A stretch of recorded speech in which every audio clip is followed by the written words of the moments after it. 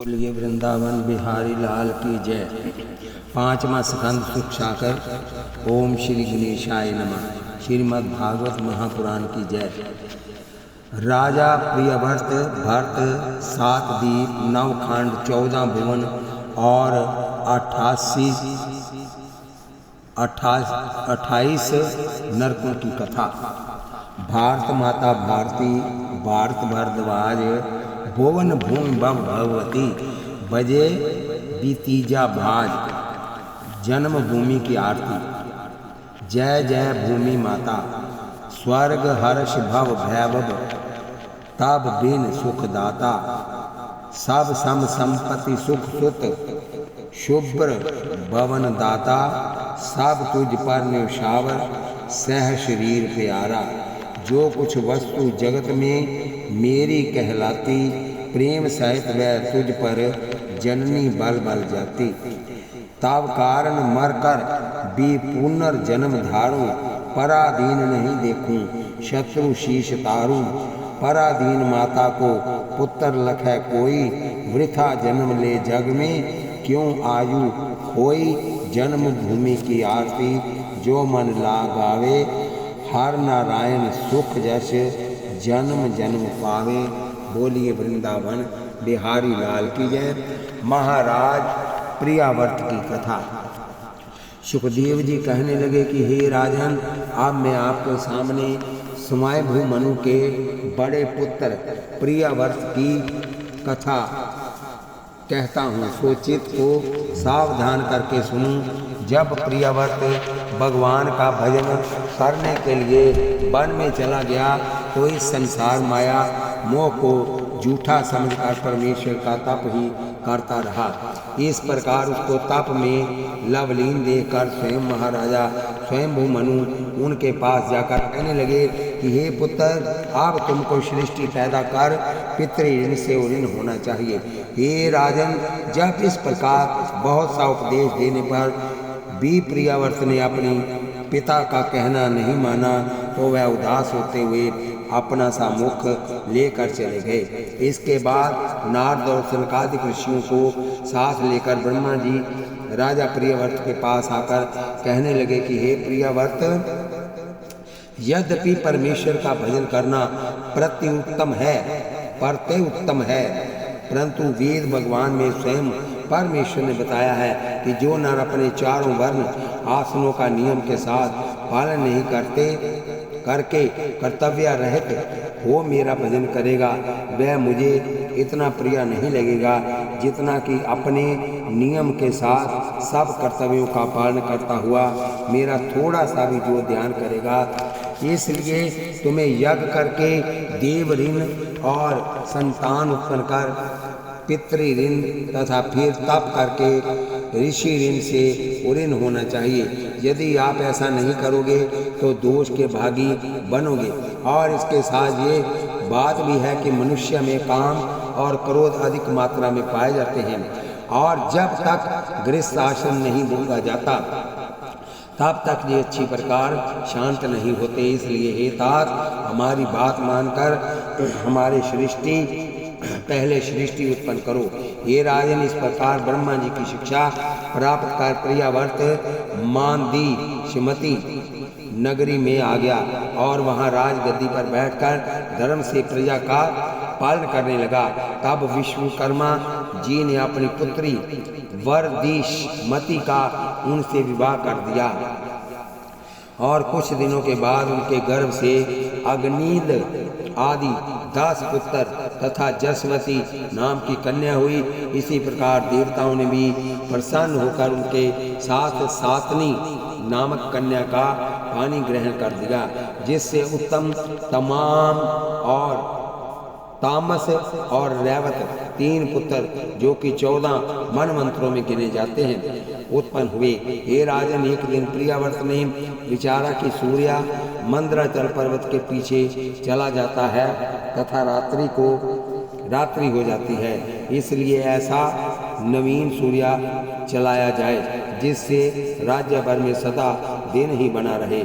ये सोच उन्होंने एक चक्कर वैज्ञानिक ढंग से ऐसा बनाया जो उसके राज्य में रात दिन प्रकाश रखता था। किंतु ब्रह्मा जी के समझाने पर फिर उन्होंने उसको नष्ट कर दिया, क्योंकि सदा दिन रहने से ना तो मनुष्य विश्राम कर सकते हैं और ना अन्न पुष्प और फूल पैदा होते हैं। इसलिए परमेश्वर की लीला को सर्वोपरि समझकर उन्होंने अपने गुण स्वीकार की। तत्पश्चात उन्होंने संसार भर के 7 द्वीपों की यात्रा की और 7 समुद्रों को अपने रथ द्वारा पार किया। हे ये सुन राजा परीक्षित कहने लगे कि हे मुनिराज, कृपा कर 7 द्वीपों के नाम बताइए। तथा शुकदेव जी ने कहा कि हे राजन, जिसमें भारत देश है इसके जम्बू द्वीप कहते हैं, और इस प्रकार लक्षद्वीप, शालम द्वीप, क्रौंच द्वीप, कुश द्वीप, शाक द्वीप, ये 7 द्वीप और उसके 4 ओर 7 समुद्र हैं, यथा क्षीर समुंदर, अरब सागर, सुरा समुंदर, तत्र समुंदर, पराजय समुंदर, शुद्ध समुंदर और क्षीर समुंदर, श्वेत सागर जिसको कहते हैं। सुखदेव जी कहने लगे कि हे राजन, राजा प्रियव्रत ने अपने अग्निद आदि 7 पुत्रों को उपरोक्त 7 द्वीपों का राज्य बांट दिया और उनके 3 पुत्र परमहंस हो गए तथा केशववती कन्या का शुक्राचार्य जी से विवाह कर जिसके देव यानी नाम की कन्या उत्पन्न हुई। इस प्रकार हजारों वर्ष धर्म, न्याय और नीति से राज्य करके और अपने पुत्र अग्निद को राज्य देकर महाराज प्रियव्रत अपनी स्त्री के सहित वन में परमेश्वर का तप करने चले गए और कुछ दिन बाद योगाभ्यास से पुत्रों को त्याग कर वैकुंठ में पधार गए। बोलिए वृंदावन बिहारी लाल की जय। प्रियव्रत ने छोड़ मही 7 द्वीप का राज, नर निज टूटी झोंपड़ी तजय नहीं है आज। महाराजा प्रियव्रत के पुत्र अग्निंद का पूर्व चिति अप्सरा से विवाह करना। सुखदेव जी कहने लगे कि हे राजन, जब महाराज प्रियव्रत अपने पुत्र अग्निंद को राज्य देकर तप करने वन में चले गए, तब अग्निंद ने सोचा कि पहले हमको तप करने के बाद में संसारी सुख भोगने चाहिए। ये सोच अग्निद वन में तप करने के लिए चले गए और मंदराचल पर्वत पर जाकर ऐसा कठोर तप किया कि उसके तप से इंद्र भयभीत हो उठा, क्योंकि ये सोचता था कि कहीं तपस्या के बल से अग्निद मेरा इंद्रासन न छीन ले। ये राजन ऐसा सोचकर इंद्र ने पूर्व चिति अप्सरा को उनका शक दिखाने के लिए भेजा। इसके बाद पूर्व चिति 16 सिंहार और 32 आभूषण अपने अंग में सजाकर मंद मंद मुस्कुराती हुई जब अग्निंद के पास आई तो उनके अनुपम रूप को देखकर वह मोहित हो गया। जब उस अप्सरा ने अपने रूप पर राजा को मोहित और दीवाना देखा तो वह अपने हाव भाव से राजा को और मोहित करने लगी। तदंतर राजा अग्निंद ने तप छोड़कर उससे विवाह कर लिया और अनंत से संसारी सुख भोगते हुए राज्य करने लगे। हे राजन, जब राजा अग्निंद को धर्म से प्रजा का पालन करते हुए 10,000 वर्ष व्यतीत हो गए, तब वह अप्सरा नाभि और हलावात आदि 9 पुत्रों को जाने पर इंद्रलोक चली गई। बोलिए वृंदावन बिहारी लाल की जय। और राजा ने जम्बू द्वीप के 9 खंड करके नाभि 9 पुत्रों में बांट परमेश्वर का भजन करने के लिए वन में प्रस्थान किया तथा कुछ काल के बाद पूर्व चिति में मन लगाकर अपना शरीर त्याग दिया।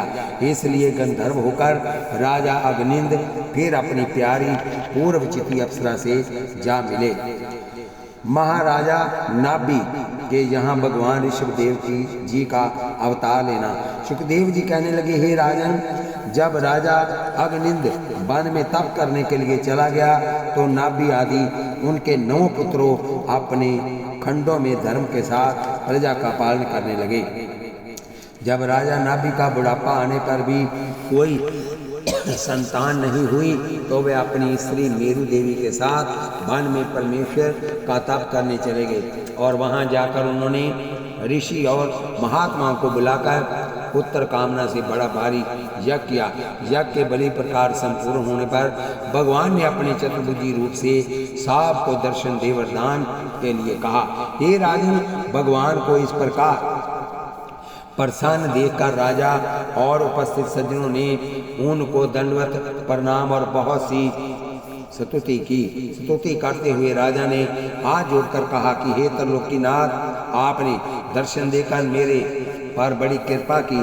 हे भक्तवत्सल, आपके नाम मात्र से जहाँ क्षण में संसारी बंधन दूर हो जाते हैं, वहाँ आपके दर्शन होने पर ऐसा कौन सा पदार्थ अवशेष है जिसकी मनुष्य को इच्छा रहती है।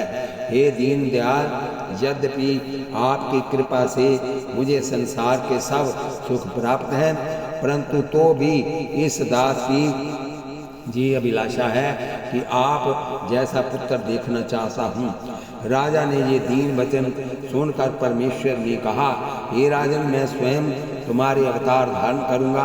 हे राजन, ये कहकर भगवान अंतर ध्यान हो गए और परमेश्वर की कृपा से रानू मेरी देवी के गर्भ रह गया।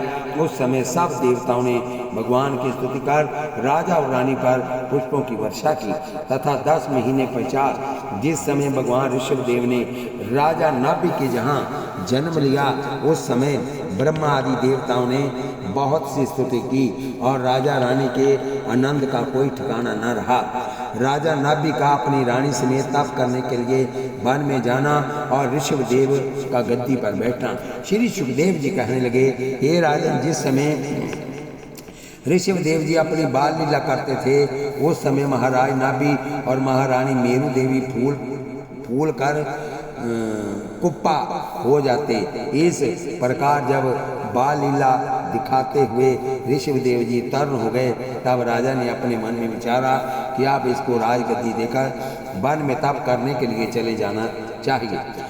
ऐसा सोचकर और शुभ लगन में ऋषभदेव जी को गद्दी पर बिठाकर राजा नाभि अपने स्त्री समेत तप करने वन में चले गए और तप करने के कुछ दिन पश्चात अपना शरीर त्याग वैकुंठ को पधार गए। और इधर महाराजा ऋषभदेव जी प्रजा का धर्म से पालन करने लगे। उसके राज्य में बाघ और बकरी एक घाट पानी पीकर बिल्कुल वैर नहीं रखते थे। समय पर वर्षा होने पर कभी अकाल नहीं पड़ता था। इसके बाद इंद्र ने प्रसन्न होकर अपनी पुत्री जयंती का उससे विवाह कर दिया, जिससे राजा के 100 पुत्र उत्पन्न हुए।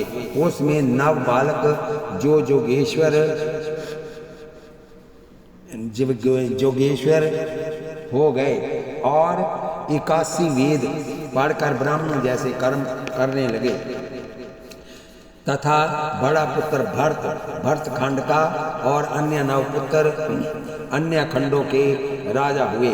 इतनी कथा सुना सुखदेव जी कहने लगे कि हे राजन, जब इस प्रकार ऋषभदेव जी को सुख से राज्य करते हुए बहुत वर्ष बीत गए तो उन्होंने सोचा कि अब पुत्रों को उपदेश दे और राज्य गद्दी देकर वन में यज्ञ करना आरंभ किया।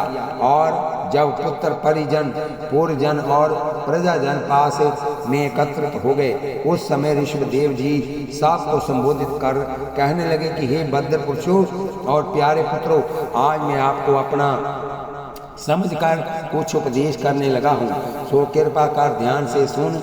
इस पर भली भांति बड़ी प्रकार चलना, जिससे संसार में सुखों को भोग कर अंत समय संसार के बंधनों से मुक्त हो जाओ। इस संसार को बनाने वाला सच्चिदानंद आनंद स्वरूप परमेश्वर है, जिसका कभी नाश नहीं होता और उनके सिवाय संसार में जितने पदार्थ हैं सब नाशवान है। ये संसार द्रव्य और सती नामक जड़ और चैतन्य रूप माया की रस्सियों से जकड़कर ऐसा बंधा हुआ है कि बिना उस परमेश्वर की कृपा के कोई प्राणी इनसे अलग नहीं हो सकता और तब तक इनसे अलग नहीं होता जब तक 84 लाख योनियों के चक्कर से मुक्त नहीं होता। तथा इस संसार के नरक और मोक्ष नामक प्रवेश करने और निकलने के दो दरवाजे हैं। जो मनुष्य चोरी, यारी, हिंसा और अन्य प्रकार के कुकर्म करता है वह इसके नरक द्वार में प्रवेश कर संसार के दुख सागर में तब तक गोते लगाता रहता है जब तक वह भजन, सत्संग और शुभ कर्म रूपी मोक्ष के दरवाजे से भली प्रकार बाहर नहीं निकल जाता। इसलिए आप लोगों को सदा हरि भजन, सत्संग और शुभ कर्मों में रत रहना चाहिए। ऋषभदेव जी का संत महात्माओं के लक्षण कहना। ऋषभदेव जी कहने लगे कि हे पुत्रों, अब मैं आपको आपके सामने संत महात्माओं के लक्षण कहता हूँ, तो चित्त को सावधान करके सुनो। ना तो किसी को खोटा वचन कहते हैं और ना किसी से द्वेष रखते हैं। उनके हृदय में कपट नहीं होता, सदा हरि भजन में मगन रहते हैं। जो कुछ ईश्वर कृपा से मिल जाता है उसी में संतोष कर सदा सुखी रहते हैं। सदा शुभ कर्म करके स्वप्न में भी अशुभ कर्म नहीं करते। अपनी स्त्री, पुत्र, धन और भवन में कभी मोह न रखकर अतिथि की तरह है। अपने धर्म और कर्तव्य का पालन करने में कभी आलस नहीं करते।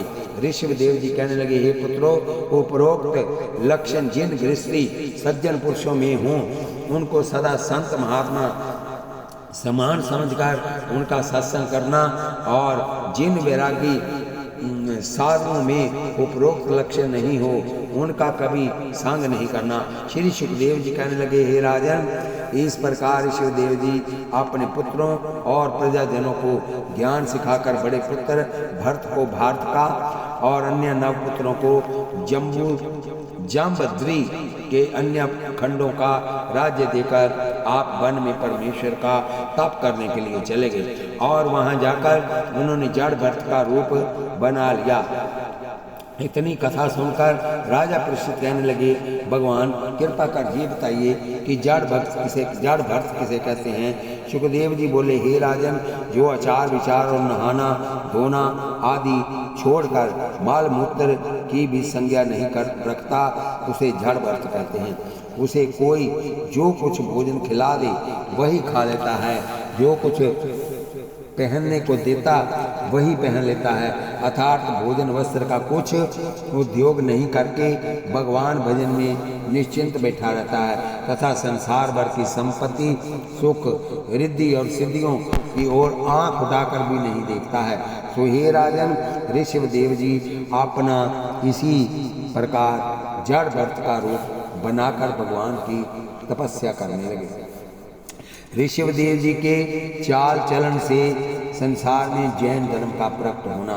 इतनी कथा सुनकर महाराजा परीक्षित कहने लगे कि हे मुनिनाथ, अभी आपने बताया था कि ऋषभदेव जी परमेश्वर के अवतार थे, तो फिर उनका जड़ भरत रूप से अष्ट सिद्धि और संपत्तियों की ओर आंख उठाकर न देखना क्या अर्थ रखता है? क्या इसका ये कारण हो सकता है कि यदि वह उनकी ओर आंख उठाकर देखते तो उनका मन चलायमान हो सकता था?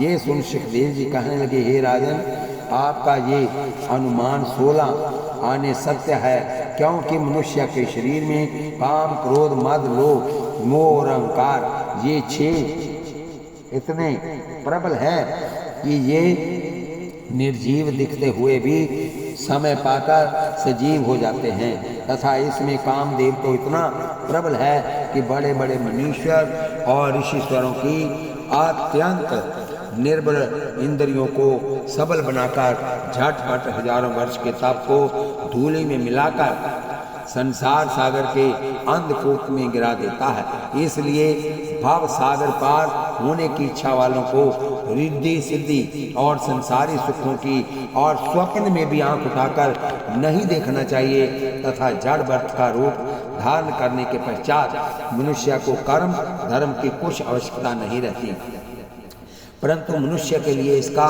सच्चा रूप धारण करना बड़ा कठिन है। इतनी कथा सुनकर सुखदेव जी कहने लगे, हे राजन, ऋषभदेव जी के आचरणों को देखकर ही संसार में जैन धर्म का जन्म हुआ तथा इस प्रकार जड़ भरत रूप से परमेश्वर का भजन करते हुए ऋषभदेव जी एक दिन वन में अग्नि लग जाने से अपने योग की अग्नि में जलकर परम धाम को चले गए। भरत जी का राज्य करने के पश्चात परमेश्वर के तप के लिए वन में जाना। सुखदेव जी कहने लगे, हे राजन, जब ऋषभदेव जी अपने बड़े पुत्र को भारत का राज्य देकर चले गए तो उनके जाने के पश्चात भरत जी धर्म के साथ प्रजा का पुत्र की तरह पालन करने लगे और अपना विवाह विश्व रूप की कन्या पांचजनी से किया, जिससे धूमकेतु आदि 5 बड़े प्रतापी और धर्मात्मा पुत्र हुए। हे राजन, इस प्रकार तब राजा भरत को यज्ञ दान धर्म करते और राज्य सुख भोगते हुए 10,000 वर्ष हो चुके तो उन्होंने संसार माया मोह को झूठा समझकर अपने पुत्रों को राज्य बांट दिया और तत्पश्चात आप पर लदा आश्रम में नदी के किनारे भगवान शालग्राम की पूजा करने लगे। एक दिन का वृतांत है कि मध्याह्न के समय जबकि वे भगवान के ध्यान में बैठे हुए थे, एक हिरनी अपने हरिण और साथियों से बिछड़ पानी पीने के लिए उसी नदी पर आ गई। जब वह पानी पीने लगी तो उसने एक भयानक सिंह की गर्जना सुनी, जिससे सुनकर ज्यों ही वह भयभीत होकर नदी को लांग कर भागने लगी, त्यों ही उसके गर्भ से बच्चा पैदा हो गया। तो भय दीर्घ और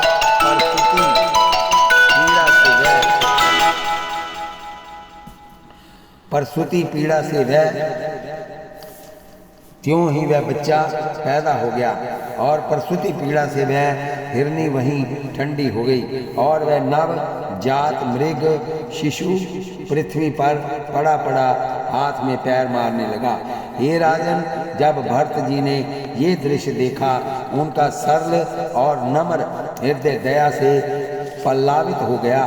तदंतर अपने आसन से उठकर उस बच्चे को अपनी तृणकुटी में ले आए और गऊ का दूध पिलाकर उनका पुत्र की तरह पालन करने लगे। राजा भरत का मृग शिशु के शोक में मृग शरीर धारण करना।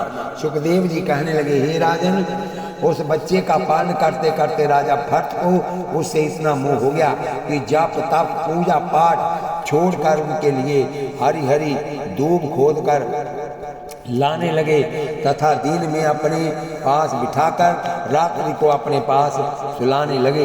हे राजन, अधिक कहने से क्या, जिस प्रकार सिपाही अपनी लाल पगड़ी को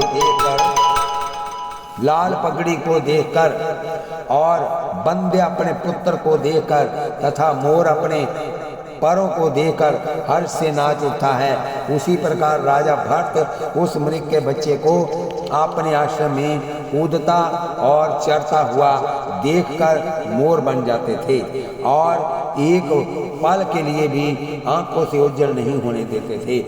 परंतु देव योग से जबकि भरत जी बाहर गए हुए थे, वह मृग शिशु मृग झुंड को देखकर अपने साथियों से जा मिला और इसके बाद उसने भरत जी की पर्णकुटी की और मुख भी नहीं किया। हे राजन, जब राजा भरत अपने आश्रम में वापस आए तो वहां मृग का बच्चा न देखकर पंख कटे हुए पंक्षी की तरह पृथ्वी पर गिर पड़े और नाना प्रकार का विलाप कर कहने लगे कि हाय मुझ मूढ़ से आज कितना बड़ा अपराध हो गया, जो उस प्यारे बच्चे को अकेला छोड़कर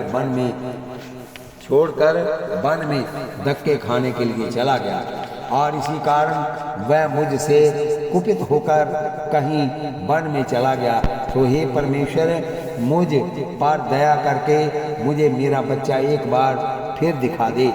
हाय, वह कितना सुंदर और डरपोक था कि तनिक से डांटने पर मुनि बालक की तरह कांपने लग जाता था।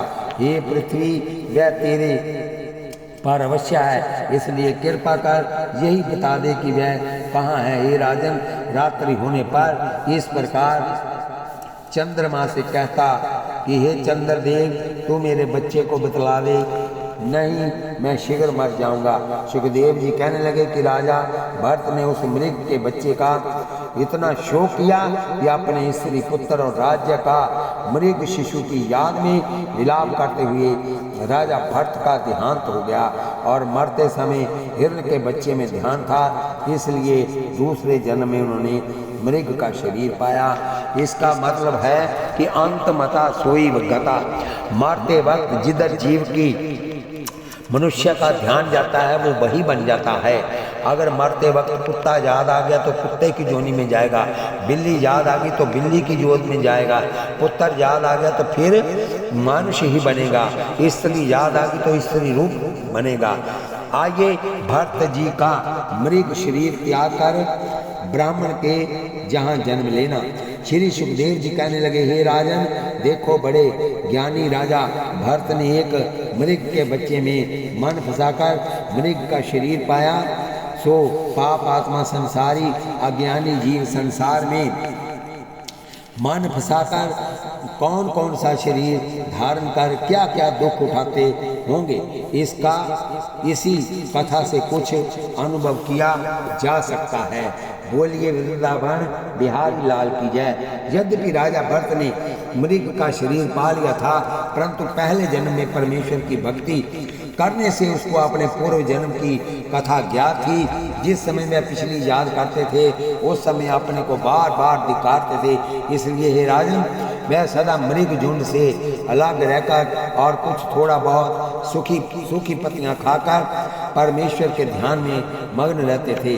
सो इस प्रकार जब वह बहुत निर्बल हो गए तो एक दिन उन्होंने नदी को लांघते हुए अपने शरीर त्याग दिया और परमेश्वर की कृपा से एक वेद पाठी ब्राह्मण के जन्म धारण किया।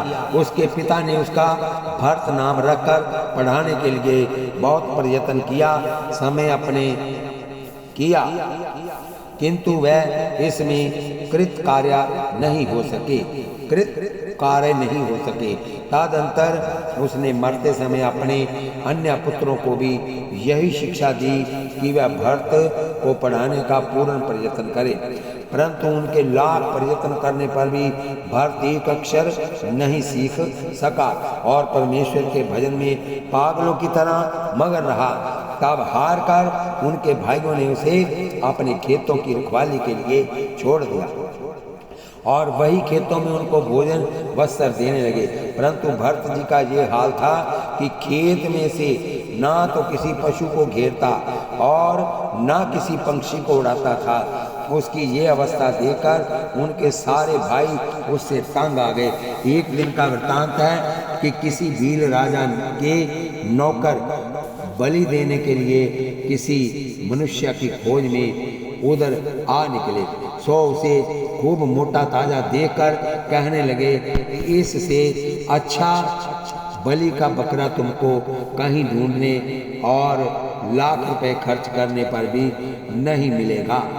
हे राजन, इस प्रकार वे आपस में बातचीत कर भरत को भील राजा के पास ले गए, जिन्हें देखकर वह भीलों का राजा इतना प्रसन्न हुआ कि तेरे पूर्व जन्मों के प्रताप से आज ये ऐसा बलि का पुरुष मिला है जिसकी बलि देकर भद्रकाली तुम पर सदा के लिए प्रसन्न हो जाएगी। ये सोच उसने भरत जी की हजामत करा, सुगंधित पदार्थों से स्नान करा, सुंदर वस्त्र भूषण पहनाए और फिर नाना प्रकार के भोजन उनके सामने लाकर रखे।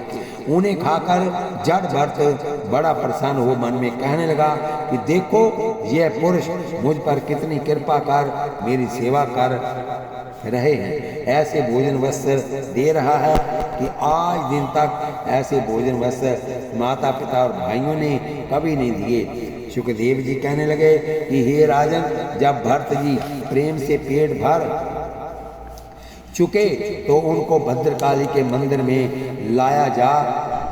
ले जाकर ज्यों ही उनको मारने के लिए खड्ग उठाया त्यों ही उन्होंने ये सोचकर जब खाने के लिए मुख नीचे किया था तो इस समय मरने के लिए भी नीचा सिर झुका देना चाहिए।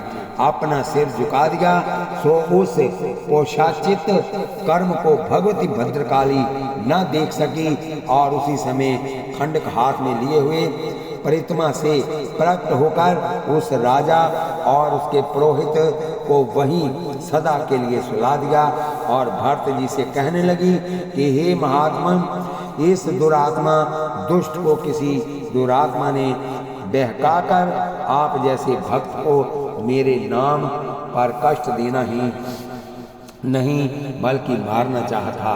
सो ऐसे घोर कुकर्म को न देकर मैंने अपना रूप धारण कर इनको जमलोक पहुंचा दिया है, तथा जो पापी पुरुष मेरे नाम किसी जीव की बलि देंगे उनको भी इसी प्रकार किसी न किसी रूप में दंड देती रहूंगी।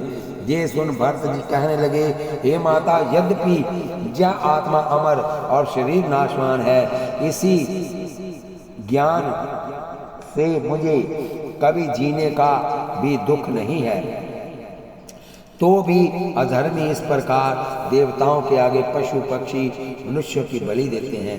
वह नरक की यातना भोगकर कभी जन्म धार कर सुख को प्राप्त नहीं करते। और माई, आप मुझ पर प्रसन्न हैं तो ये वरदान देने की कृपा करें कि जो पाप आत्मा मेरे तेरे नाम पर किसी पशु पक्षी या मनुष्य की बलि अपने सुख के लिए देवे, उसको नष्ट कर कभी सुख मत देना, तदंतर ऐसा ही होगा। ये कहकर भगवती भद्रकाली अंतर ध्यान हो गई। बोलिए वृंदावन बिहारी लाल की जय। अंतर ध्यान हो गई और भरत जी परमेश्वर के भजन में मगन होते हुए पृथ्वी पर विचरने लगे। बोलिए वृंदावन बिहारी लाल की जय। राजा राहुगण को पकड़कर अपनी पालकी में लगाना। श्री सुखदेव जी कहने लगे, हे राजन, एक दिन का वृतांत है कि सिंधु सुवीर का राजा राहुगण पालकी में सवार होकर कपिल देव जी के पास ज्ञान सीखने के लिए जाता था।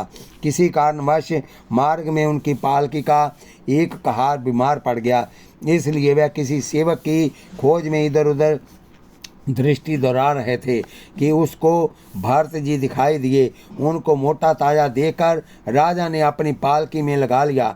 सुखदेव जी कहने लगे कि हे राजन, पालकी में लगाने पर भरत जी को कोई हर्ष शौक नहीं हुआ और वह आनंद से पालकी का डंडा अपने कंधे पर रखे हुए राजा को ले चलने लगे।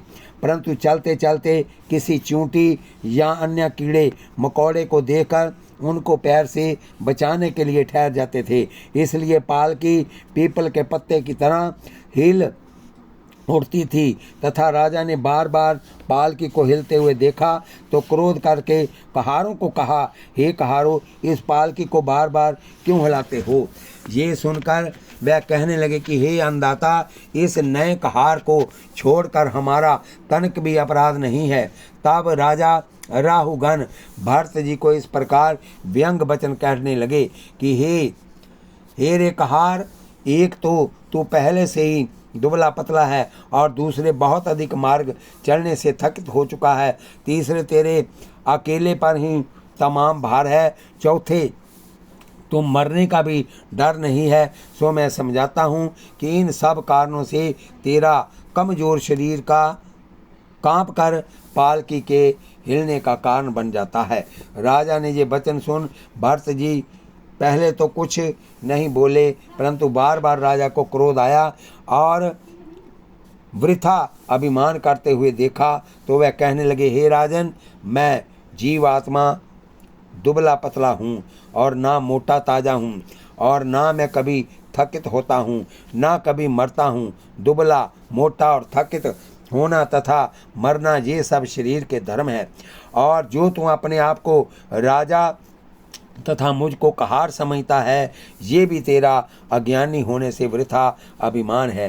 सो ना तू राजा है ना मैं कहार हूँ, क्योंकि परमात्मा का प्रकाश प्राणी मात्र में है और मरण के उपरांत हम तुम बराबर मुर्दा हैं।